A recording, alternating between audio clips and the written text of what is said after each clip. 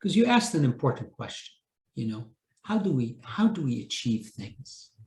How do we get from A to B to C? And I will tell you, the ingredients for me were few, but very important. I grew up in a home with abundant love. I never built relationships in my life out of a need to be loved, because I had so much at home from dad and mom and my brothers. And that abundance of love satiates you and gives you the ability to give for the rest of your life. That was one key ingredient.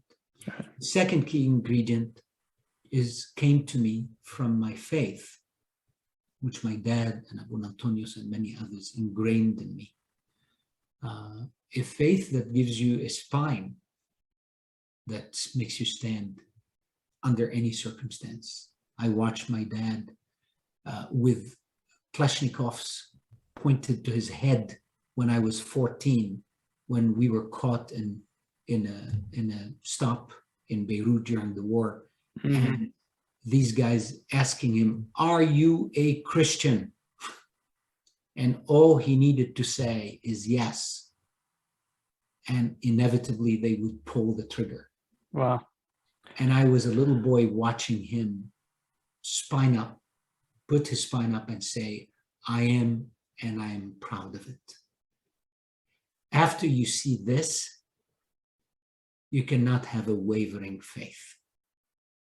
You cannot. Right.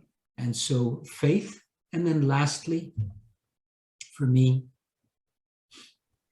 it's learning to be a person of service to others since you were a child. You know, starting in Boy Scouts, where we used to learn we have to do a service to others every day and write it down. And then in our church, a life of service. My father has always been in a life of service. So learning to be a person of service to others was also the third and probably most important ingredient that helped me in my professional life as well.